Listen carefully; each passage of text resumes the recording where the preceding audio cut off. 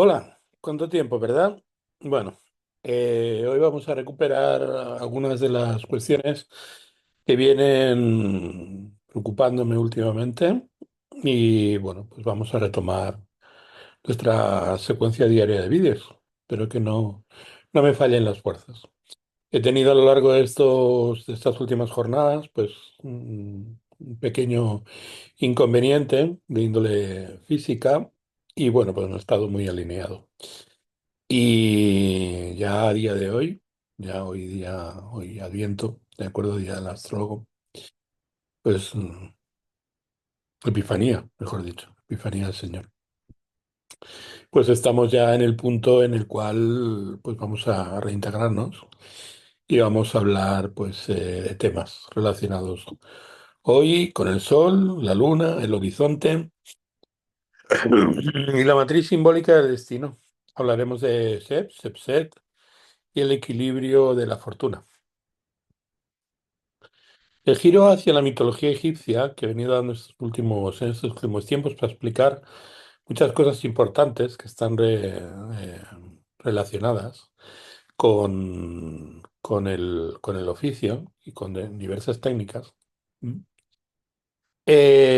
No introduce un decorado literario, ni introduce más bien un criterio de inteligibilidad, es un ejercicio por mi parte de tratar de acercar pues de una manera lo más intuitiva posible, todo aquello de lo que vengo hablando en mis clases.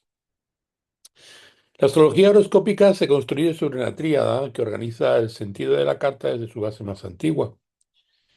Estoy refiriendo al Sol, la Luna y el horizonte. Esta tríada, pues, no es una simplificación moderna, tampoco es un invento tardío, sino que es el esqueleto mínimo que permite pensar destino, necesidad y providencia en términos operativos en el ámbito de lo astrológico. El Sol fija orientación y finalidad. La Luna nos habla acerca de la fijación, de la contingencia, el ritmo y el devenir. Y el horizonte fija el umbral, el punto donde lo celeste entra en escena y donde lo invisible se vuelve biografía. A ver, que hay todavía cierta dificultad a día de hoy por el tema de la voz. A partir de esta tríada, la cuestión del destino se vuelve más precisa. Se puede hablar de destino como pronoia, como providencia, y como ananqué, como necesidad. Pero esa dicotomía se vuelve fértil solo cuando se entiende como eje. El eje no funciona como una idea, funciona como una oposición viva, lo que exige la encarnación y lo que orienta la encarnación. Es en este marco la referencia a Shep y Shepset adquiere un valor estructural. Estos son nombres egipcios y resuenan con una distinción que la astrología helenística se formula como el daimon, está relacionado con el parte del espíritu, y con Tige, que se refiere, o Tige, se refiere a la palabra fortuna y y al concepto fortuna en la astrología antigua. La resonancia no depende de una traducción literal, depende de una analogía funcional. Son dos principios que organizan la vida como dirección interior, en el caso del espíritu, y como condición exterior, lo relativo pues a fortuna. En el lenguaje de nuestra práctica, esta distinción se hace legible cuando se conecta con espíritu y fortuna, o más precisamente con el juego entre significador de sentido y significador de condición. El espíritu remite a orientación, propósito, intención y forma de realización. La fortuna remite a lo dado, lo contingente y lo que la vida trae como material de trabajo. Cuando se vincula esto con el Sol, la Luna y el ascendente, la arquitectura se vuelve inequívoca. El Sol puede concentrar el vector de providencia, la Luna puede concentrar el campo de la necesidad como ritmo de la experiencia, y el ascendente puede concentrar la emergencia de la vida y el modo en que lo dado se manifiesta en el mundo. Cuando aparece el parte de la fortuna como condensación de la relación entre las luminarias y el horizonte, la noción de Irmarmené, destino, tejido de necesidad, se puede comprender como compendio y balance entre necesidad y providencia. Este balance, por tanto, queda íntimamente vinculado con lo que representa la fortuna. En la noción, por ejemplo, que podía defender, pues luego mucho tiempo más tarde, pues Maquiavelo, ¿no? La fortuna es la condición relativa a lo que toca o lo que nos toca vivir en este mundo que procede del exterior y también que procede, pues, como una herencia de aquello, pues, que hemos recibido de nuestros ancestros. En astrología sabemos que eso guarda una relación muy estrecha entre la condición trascendente y la condición inmanente, ¿no? En sí, cuando hablamos de fortuna, estamos hablando de la estructura de los acontecimientos. Este encaje explica por qué, al hablar de destino, conviene sostener simultáneamente dos registros: registro axial y registro distributivo. El registro axial fija la posición que vertebra y el registro distributivo reparte funciones entre significadores. Shep y Shepset en esta lectura se vuelven nombres de una polaridad que luego reaparece como Daimon, genio, y Tige, fortuna. Esta polaridad se expresa en la carta como la relación entre los ejes. El eje solar opuesto, eje solar, signo solar con el signo opuesto, como eje de necesidad, y la relación sol-luna como relación entre ser y devenir. Y el horizonte como una línea de transformación. El resultado no es un misticismo vago, sino que es una gramática de lectura que permite entender por qué el destino no se reduce a un lugar ni a un planeta, y por qué la Irmarmené, esa fortuna, se parece más a un equilibrio dinámico que a una sentencia monolítica. El horizonte se presenta aquí con una palabra que exige definición: liminal. Liminal significa umbral, significa límite, significa línea.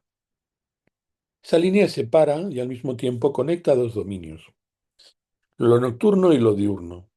La astrología horoscópica en su núcleo piensa desde umbrales. No piensa desde objetos aislados, piensa desde transiciones. El ascendente es el punto donde algo emerge y el descendente es el punto donde algo se oculta. El horizonte no es una referencia topográfica simplemente, sino que es el operador simbólico que hace posible que el cielo se vuelva una escena humana. Esta insistencia en el umbral explica por qué la discusión sobre el día no puede resolverse con el reloj civil.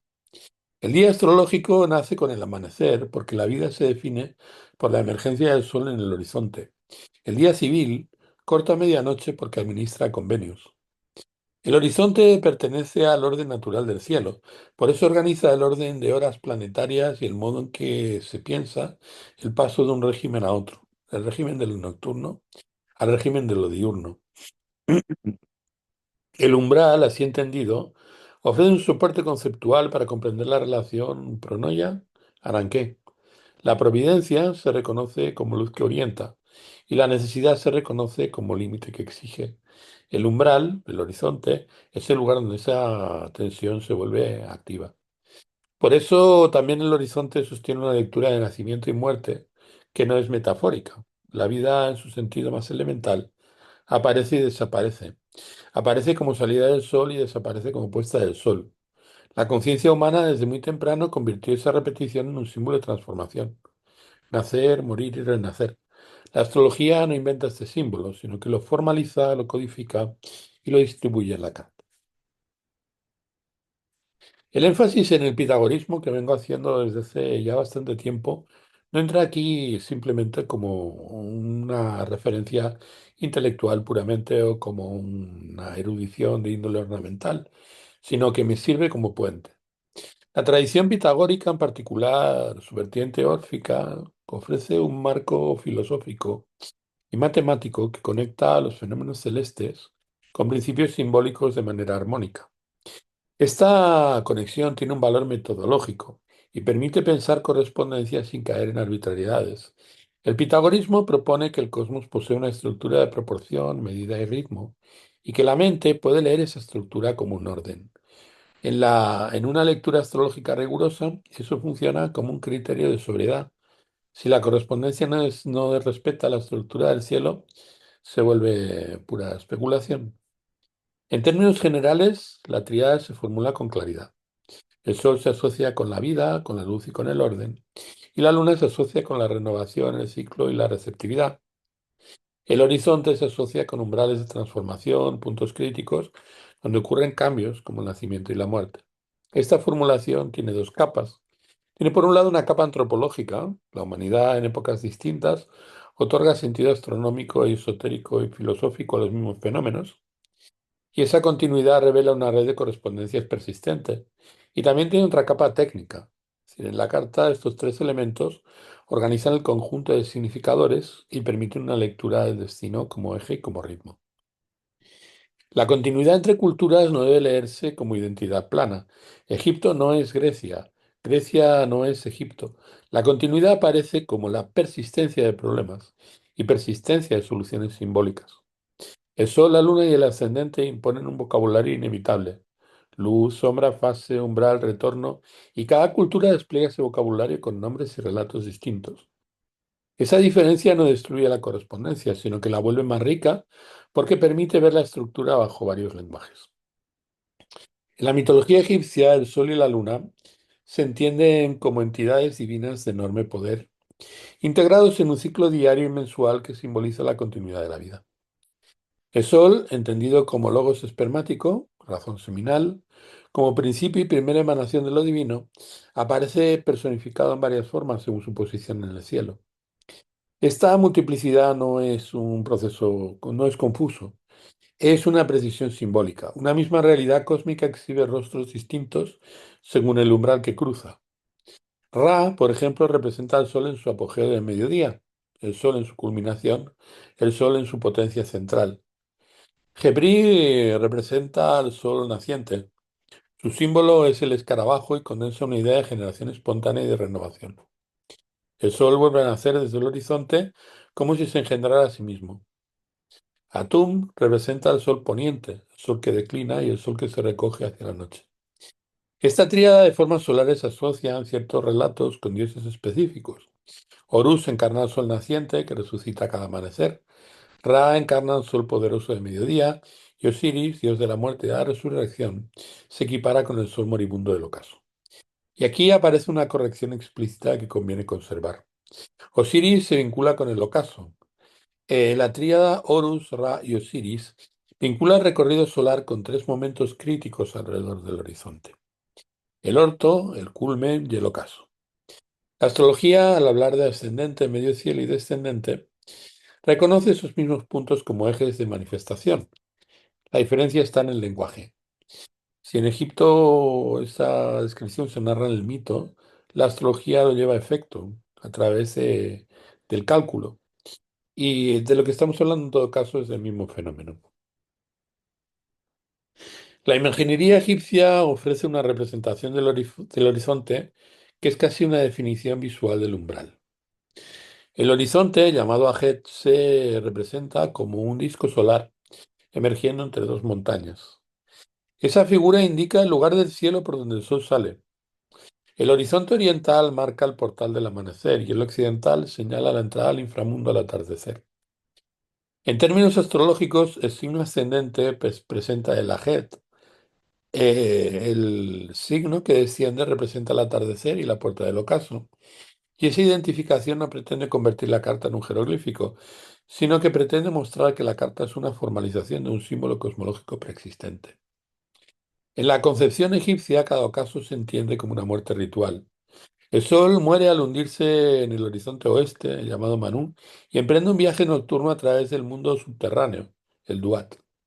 Durante las horas de oscuridad, Ra navega en su barca por las regiones ínferas, enfrentando fuerzas caóticas como serpientes, como Apophis, para finalmente renacer triunfante al alba por el horizonte oriental, el Bajú.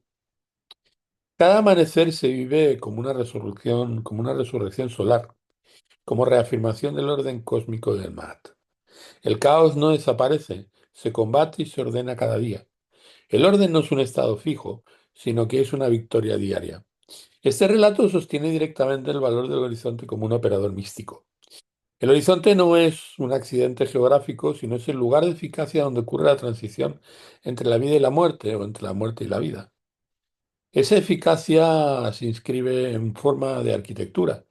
Muchos templos egipcios se alinearon con eventos solares en el horizonte, como los solsticios y los equinoccios, de modo que la piedra fijara el umbral celeste. La referencia a los pilonos gemelos en términos griegos, como columnas gemelas que replican la silueta jeroglífica del horizonte, refuerza esa idea. El templo se convierte en horizonte construido. Y en la cultura se hace visible el umbral para recordarse el orden del cielo. Y aquí aparece una consecuencia directa para la lectura astrológica del eje de la necesidad. Si el Sol muere al ocaso y renace al orto, el eje ascendente-descendente no describe solamente la relación con el otro, sino que también describe la vida y la muerte simbólicas, la emergencia y el ocaso de la forma. Esta base permite comprender por qué la oposición se vuelve clave para hablar de destino. La oposición fija el punto donde lo que emerge se enfrenta con lo que declina y donde la forma encuentra su límite y debe atravesarlo. Aunque el Sol es el astro supremo en Egipto, la Luna también ocupa un papel decisivo como catalizador de renovación psíquica. Esta frase es importante porque coloca a la Luna en un plano distinto del Sol. El Sol fija el orden y la dirección y la Luna fija el cambio y el retorno. Cuando estamos hablando del eje de la necesidad, la Luna aparece en su posición anómala, es decir, en la posición que correspondería a su vuelta, a su proceso catabático, su retorno. El inicio del proceso de retorno se vincula con la oposición. No se trata de un instante aislado, sino que se trata del arco entero del ciclo lunar. En cada carta, a pesar de la posición del Sol, la relación con la Luna se vive como una contingencia. La Luna representa contingencia, afecto y devenir. La oposición en este marco funciona como culminación del proceso, no como un punto matemático. La luna nueva inicia el ciclo y el plenilunio lo culmina. Luego el ciclo revierte hasta la luna nueva para comenzar otra vez. El eje Sol-Luna, cuando alcanza su plenitud en oposición, expresa el punto culminante de la necesidad, porque allí la luz lunar se separa al máximo de la luz solar y por lo tanto la experiencia encarnada se vuelve más cercana, más táctil y más intensa. Esta idea se enlaza con un dato astronómico que conviene tomar con sobriedad. Los planetas, cuando están en oposición al Sol, se encuentran más cerca de la Tierra, en términos de visibilidad y presencia. La oposición aumenta la proximidad aparente y la eficacia fenoménica, y por lo tanto el planeta se presenta con fuerza en el cielo nocturno. Se vuelve objeto pleno de observación.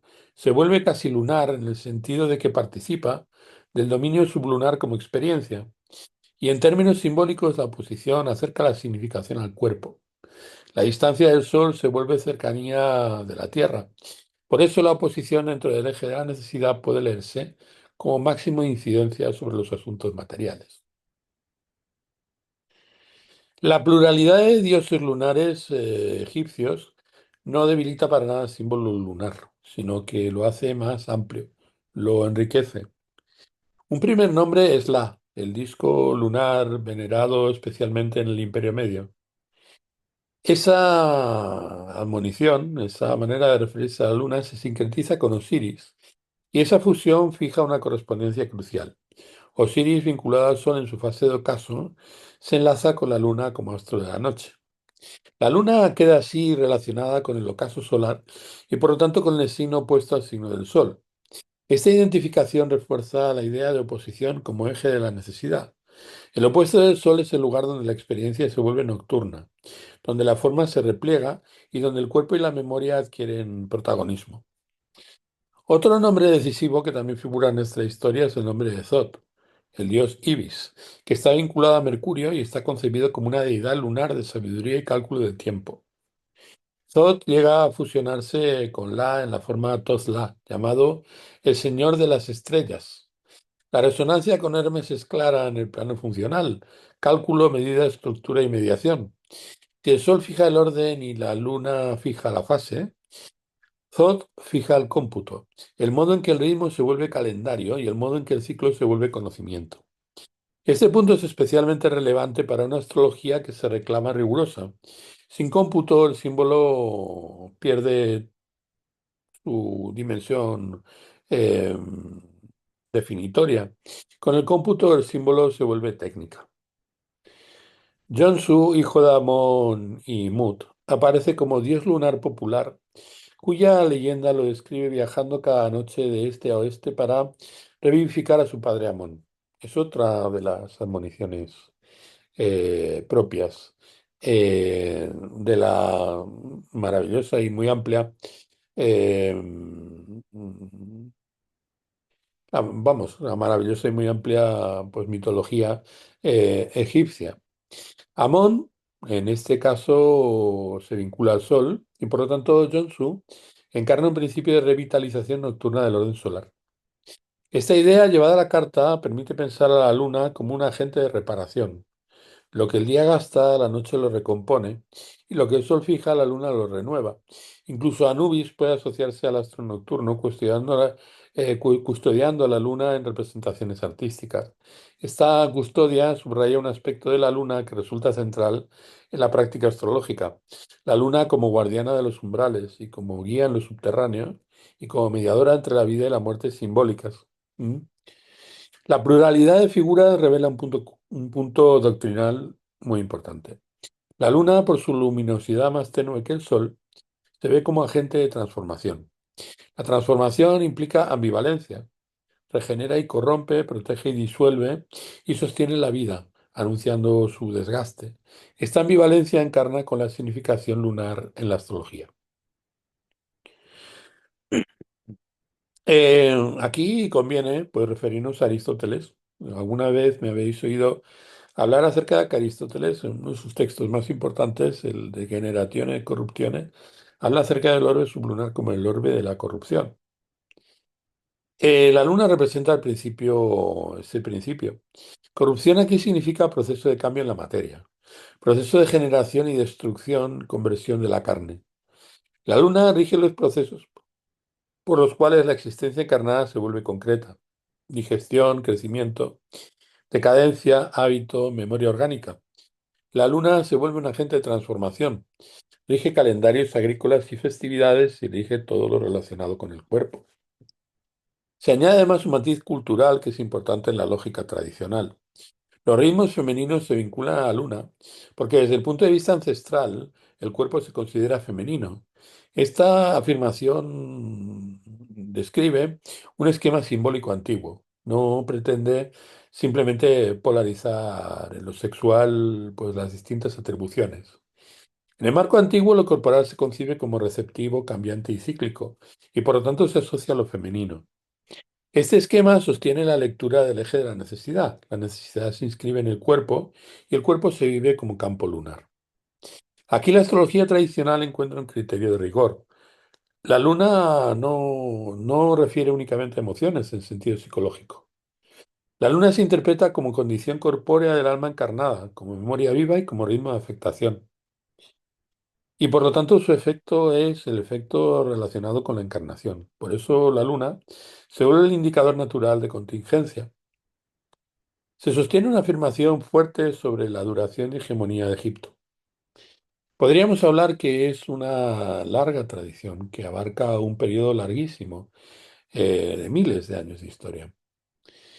Esta alusión funciona aquí como imagen de larga duración, como manera de subrayar que el imaginario egipcio no es una nota al pie, sino que es un estrato profundo del inconsciente histórico mediterráneo.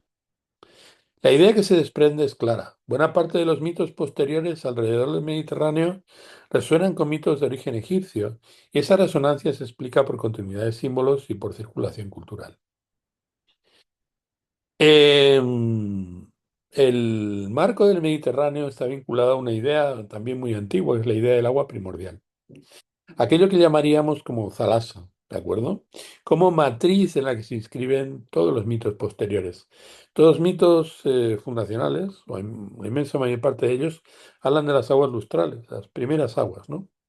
Más allá de cómo se precise históricamente este nombre, el punto simbólico que se sostiene es el mismo. Un imaginario de agua primordial como fondo de surgimiento de formas, un mar de origen del que nacen pues, las narrativas y las estructuras religiosas. Si buscamos conectar mitología y astrología, este motivo del agua primordial funciona como un contrapunto del horizonte. El horizonte fija el umbral de luz y el agua fija el fondo de la vida.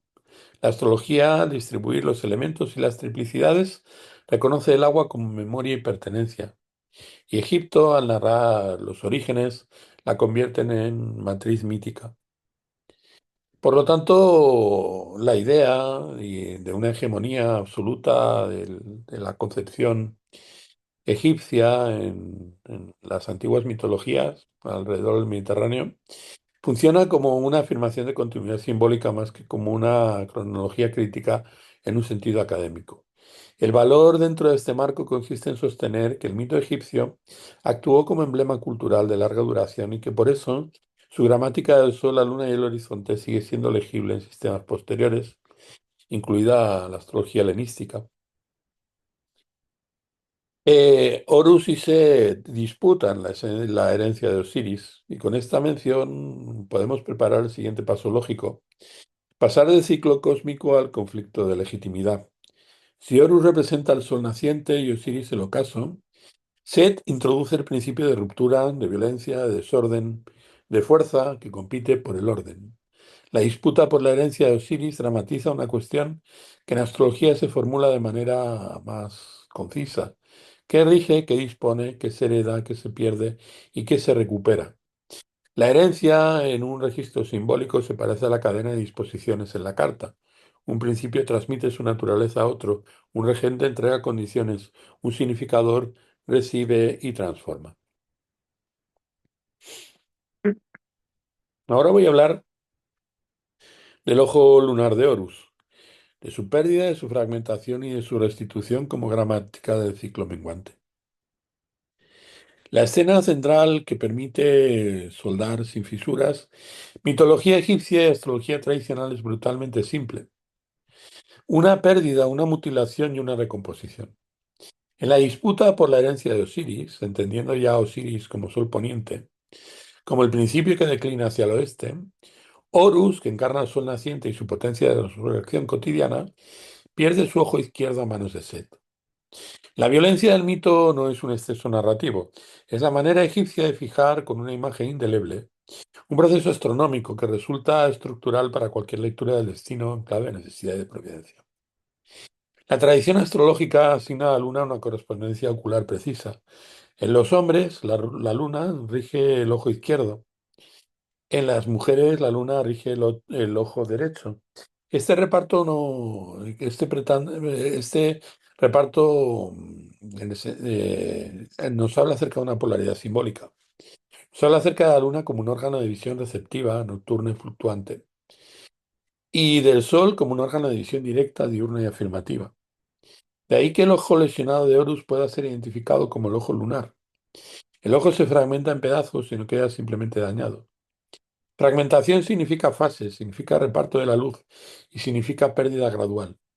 La restitución del ojo mutilado recae en Tot. En la lógica del mito esto no es accesorio.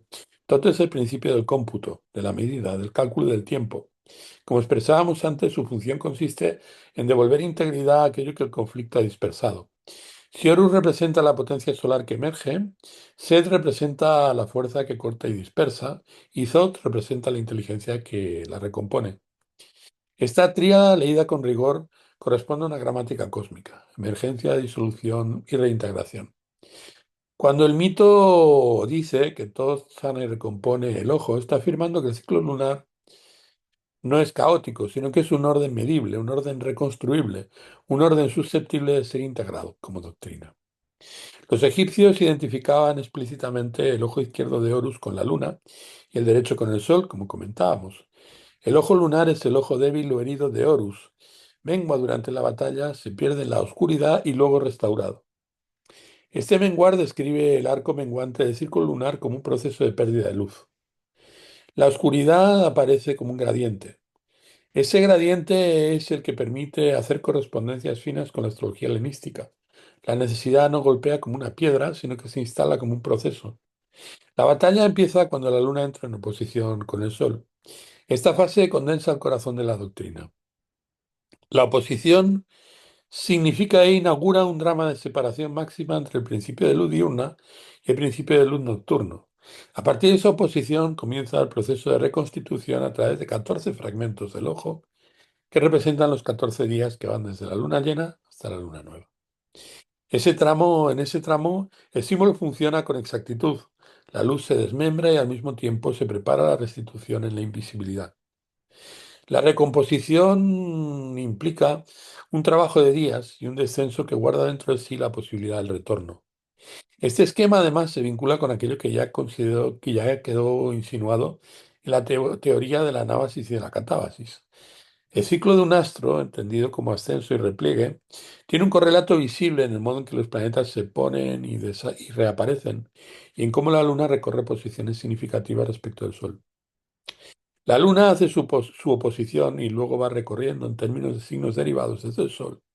El octavo, después el noveno, luego el décimo, el undécimo, el duodécimo, hasta consagrarse en la conjunción que culmina en la reintegración.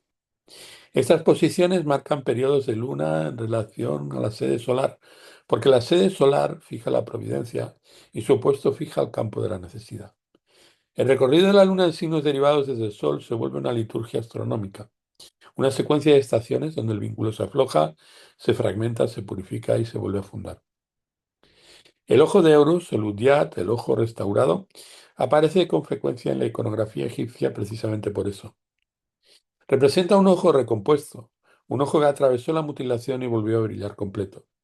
Es símbolo de protección y de victoria de la integridad vital sobre la fragmentación. Su uso apotropaico, la función de alejar lo nocivo, se comprende así. Quien porta el Udyat se coloca bajo el modelo cósmico de restitución. La promesa se vuelve evidente. Si el ojo divino puede recomponerse, la vida humana puede reconstruir su unidad después de la pérdida. El símbolo encapsula la muerte y el renacimiento lunar como un hecho mensual y no como un evento excepcional. La conexión de Osiris con la luna merece un énfasis específico porque toca el nervio de la correspondencia entre el mito y la doctrina astrológica. Osiris es el dios rey que muere a manos de su hermano Set y luego resucita. Si Osiris se alinea con el sol poniente en la tríada Horus-Ra-Osiris, la identificación osiríaca con el ciclo lunar introduce un desplazamiento deliberado. Lo que en el ciclo diario es ocaso, en el ciclo mensual se vuelve oposición, plenitud y comienzo del menguante. La muerte de Osiris se hace corresponder con la oposición y por lo tanto con el momento de la luna llena. Esta equivalencia permite leer el plenilunio como la pasión de Osiris, plenitud que inaugura desmembramiento y una luz máxima que abre el camino a la pérdida de la luz. Textos y fuentes del periodo grecorromano comenzaron a identificar a Osiris con el ciclo lunar. En el mundo helenístico, esta identificación se convirtió en una noción extendida, casi un dogma de sensibilidad religiosa. El sol y la luna quedaron asociados al eje de la necesidad, y el resultado es una síntesis que ya tiene forma técnica. El sol y su posición, es decir, la sede solar, fijan el polo de la pronoia, de la providencia. El opuesto solar, que el mito puede nombrar con Osiris, fija el polo de la nanqué, de la necesidad. La luna, en tanto ciclo, opera como la maquinaria que hace vivir ese eje en el tiempo. Y allí la estructura deja de ser una idea moral y se vuelve un reloj simbólico. Identificar a Osiris con el ciclo lunar lleva a entender las fases de la luna como la pasión de Osiris, y en un sentido más amplio como pasión de la luz. En versiones del mito osiriaco, Set despedaza el cuerpo de Osiris en 14 trozos. El número coincide con los días que transcurren desde la luna llena hasta la luna nueva. Y la coincidencia no se interpreta como casualidad, sino que se interpreta como una forma de pensamiento antiguo, donde el número fija una equivalencia entre el relato y el cielo. También se decía que Osiris fue concebido el primer día de la luna nueva y nació el segundo día, cuando el fino creciente vuelve a ser visible. La visibilidad del segundo día se describe como cruce el segundo signo desde la posición del Sol, subrayando un criterio que ya venimos usando, la lectura por signos derivados desde el Sol. La muerte violenta y el desmembramiento se corresponden con el periodo menguante. Desde el punto de oposición, desde el punto siriaco, el cuerpo del dios se va fragmentando paulatinamente. Esta formulación sostiene una imagen fuerte. La luna llena no es un triunfo final, es un colofón luminoso que inaugura una caída. El colofón es culminación del proceso de crecimiento y al mismo tiempo umbral del proceso de pérdida. Esta ambivalencia es lunar en estado puro. La victoria final sobre Set y la coronación de Horus se asocian dentro del relato tal como se presenta con la luna llena como punto de elevación. Horus se corona en la oposición, alcanza ese punto elevado. A partir de la oposición, Horus es desmembrado por Set y esta secuencia tomada literalmente, invierte la expectativa moderna de que plenitud equivale a resolución. Aquí plenitud equivale a momento crítico, a momento donde la luz está entera y por lo tanto puede ser disputada, mutilada y puesta a prueba. La coronación no clausura el conflicto, sino que lo enciende. Y en este punto se anuncia una clave doctrinal adicional. Set se relaciona con la serpiente Apophis, se relaciona con Tifón y con Tiamat, se relaciona con la serpiente, es decir, con el dragón y por lo tanto con con los nodos lunares. Esta asociación establece que el principio de conflicto y de corte opera por los puntos de cruce, por puntos de intersección entre las trayectorias del Sol y la Luna. Los nodos se convierten en este marco en operadores del destino, lugares donde la luz se entrecruza con la sombra y donde el ciclo se tensa, donde el relato de desmembramiento y de restitución adquiere una intensidad mayor. La idea de Osiris y la Luna se cristaliza en una figura sincrética. Osiris Luna, venerado en época tardía y sobre todo en época romana. La iconografía que se describe es precisa. Osiris momificado, entronizado, portando el disco blanco de la luna llena sobre una luna en cuarto creciente a modo de corona. A veces sostiene en sus manos el Udiat, el ojo restaurado, o aparece navegando por el cielo nocturno en una barca, igual que el sol navega de día. La analogía se vuelve completa. El sol gobierna el día en su barca, la luna gobierna la noche con su barca, y Osiris participa de esa navegación nocturna como rey del más allá.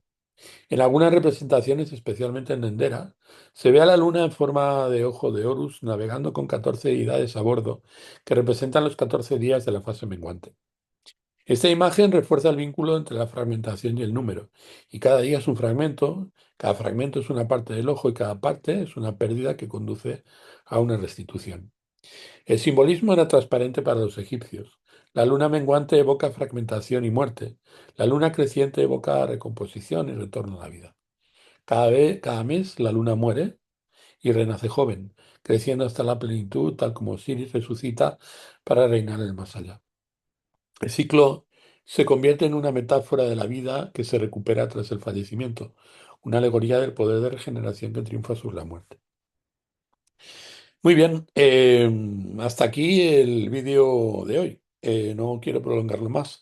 A lo largo de los próximos días voy a seguir con esta argumentación y vamos a ir desgranando pues todos los elementos propios pues de este drama universal que se expresa de manera tan elocuente en el mito egipcio. Sobre todo para los que seguís las clases de logos astrológico, veréis que esto tiene una resonancia muy potente sobre el análisis que se hace en concreto en una carta. Esto se vive en la vida de todos y cada uno de nosotros. El Sol y la Luna cumplen una función en nuestra carta en concreto y el horizonte representa ese condicionamiento que determina la identidad que mostramos ante los demás. Y por lo tanto, ya veremos las conexiones a lo largo de los próximos días que ello pues traduce y que nos permite restituir ese mito universal en sus formas concretas pues en la vida de todos y cada uno de nosotros.